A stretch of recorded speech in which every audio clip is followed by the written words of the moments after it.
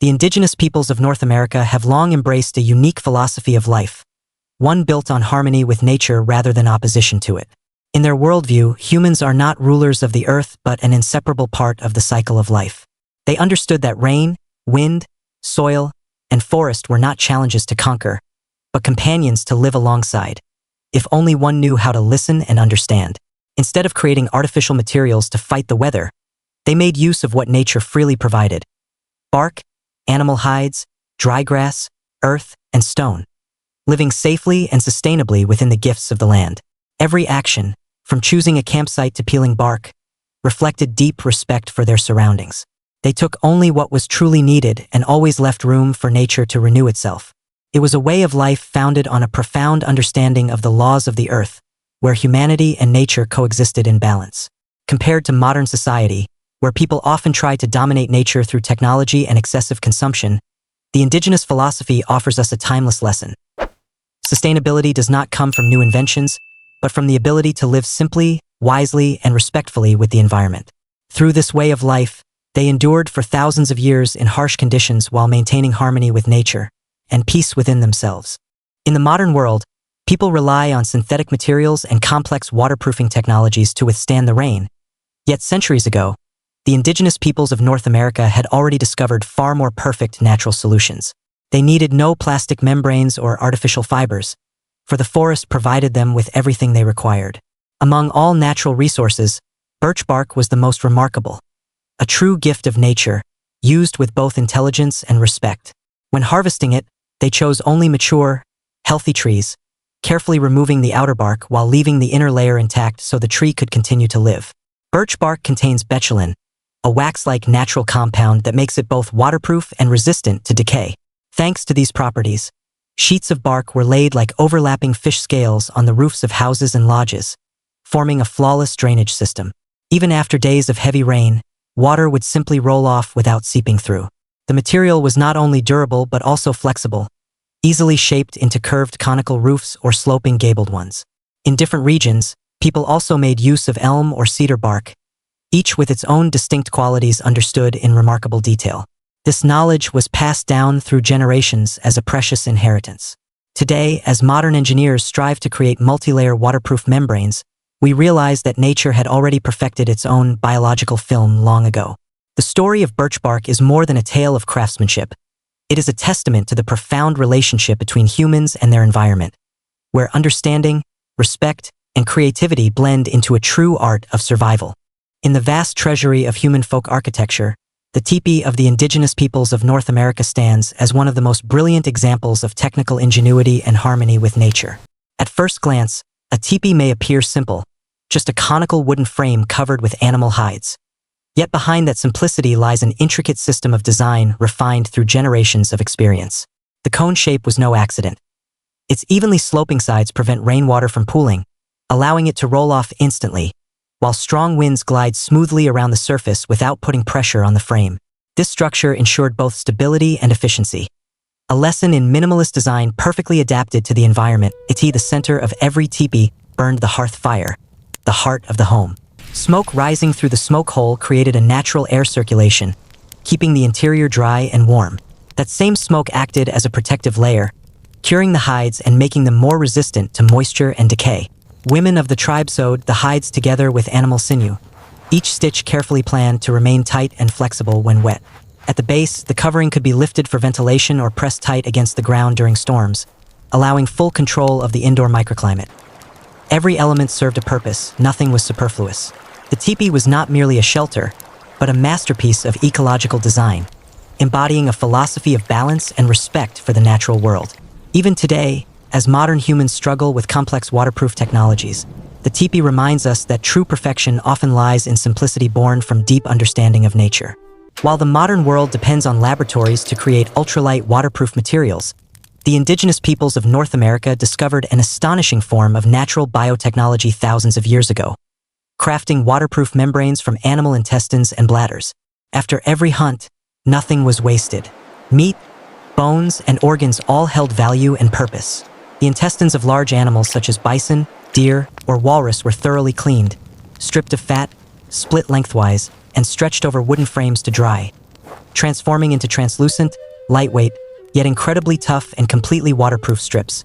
When sewn together with fine animal sinew, they formed large fabric sheets used to make rain capes, waterproof bags, and even windows for shelters. Coastal tribes like the Aleut and Inuit went even further, sewing full bodysuits known as kamlikas from the intestines of sea mammals such as walruses and seals. These remarkable garments allowed hunters in kayaks to remain completely dry even amid raging ocean storms. The suits were so light and flexible they could be rolled into the palm of one's hand, the ancient equivalent of today's ultralight rain jackets. The biological structure of the material, composed of collagen and elastin, provided exceptional durability, elasticity, and tear resistance unmatched by any artificial material of the time. This was not merely a technical invention but a profound expression of respect and gratitude toward the hunted animal. To the indigenous peoples, every creature that gave its life was not just sustenance but a partner in survival. Thus, what might seem like a primitive technology was, in truth, a symbol of ingenuity, frugality, and sustainability, surpassing many modern innovations in both efficiency and humanity. Before building any kind of shelter, the indigenous peoples of North America began with the art of reading the land, a survival skill as vital as hunting or making fire. They understood that staying dry was not only a matter of materials or structure, but, above all, about choosing the right place. To them, nature was always speaking, and those who listened carefully could tell which places were safe and which would become dangerous when the rains came. They would never build in valleys, lowlands, or dry creek beds, knowing from generations of experience that a single sudden downpour could turn those areas into torrents of water. Instead, they chose gentle hills with sandy, well-drained soil, where rainwater naturally flowed away instead of pooling. Wind direction was also carefully considered. The entrance of the lodge always faced the leeward side, preventing slanting rain from blowing inside. They observed the forest and its signs. Places where trees grew strong and healthy were usually dry, while thick moss or stagnant puddles marked areas of persistent moisture. They studied traces of past rains, erosion marks, mud deposits, and old floodlines, treating them as nature's own map showing where water once gathered. Hunters or nomadic families could spend hours observing, testing soil with their hands, even smelling the air to sense humidity and the promise of rain. For them, choosing the right location meant winning half the battle against the weather. Without maps or measuring tools, they relied solely on instinct, experience, and respect for Mother Earth. Through this quiet wisdom, their shelters rarely flooded, and their people continued to live safely and peacefully within the protective embrace of nature.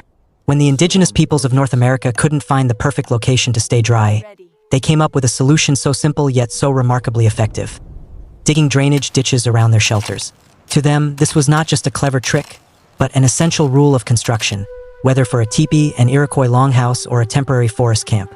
The system was based on one of nature's most fundamental principles: water always flows to the lowest point. By using that very law, they turned rainwater from an enemy into a controlled ally. Before setting up camp, they used sharp sticks, large bones, or stone tools to dig a shallow trench encircling the living area. The ditch was given a gentle slope, guiding water to flow away toward the lowest ground, far from the sleeping area or hearth fire. The soil removed was not wasted. It was piled up on the inner edge of the trench, creating a small raised bank that served as a second barrier against backflow. In areas with steep terrain or heavy rainfall, the ditch was dug deeper to handle larger volumes of water in permanent settlements. The drainage ditches were expanded into small interconnected networks linking different houses, keeping entire villages dry even after long rainstorms. Regular maintenance was part of daily life, clearing away fallen leaves and sediment to keep the flow open. What's truly remarkable is that all of this was done without metal tools or blueprints, relying solely on keen observation, experience, and an understanding of how water moves.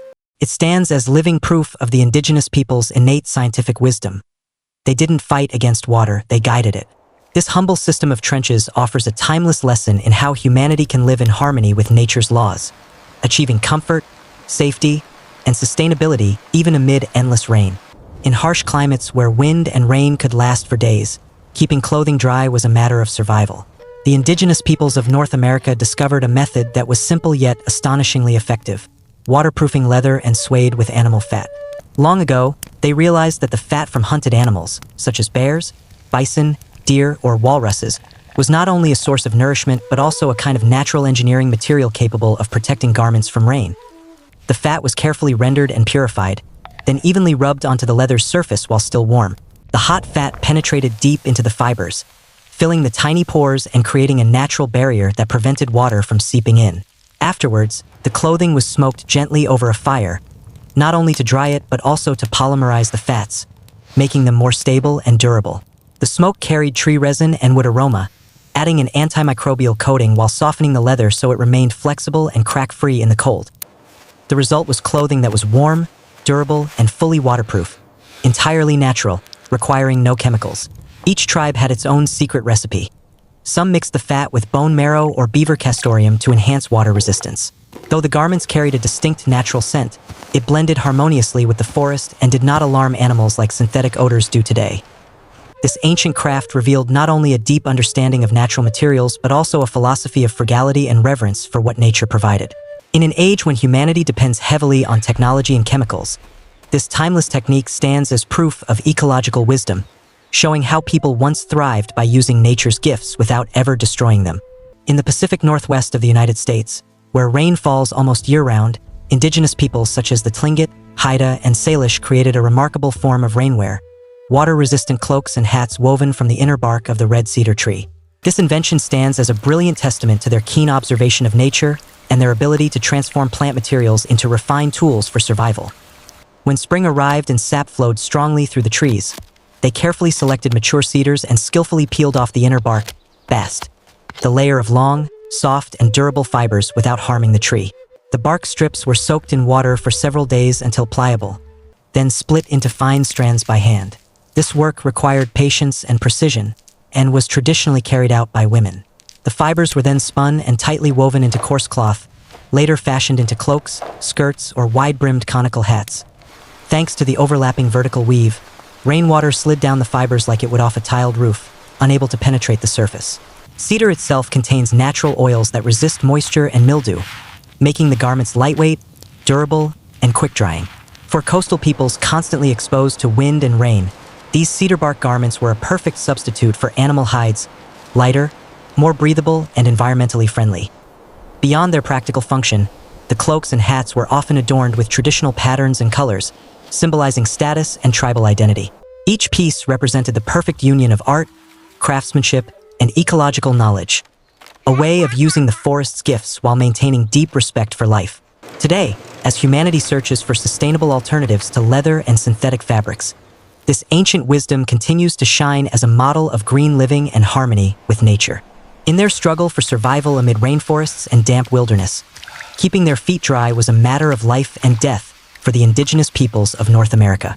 They knew that wet feet meant more than discomfort.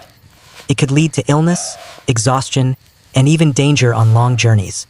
To prevent this, they developed an ingenious system of foot care and protection. Their traditional footwear, the moccasin, was made from soft animal hide, thoroughly treated with fat and smoke to make it water-resistant, supple, and durable. But the true secret lay inside.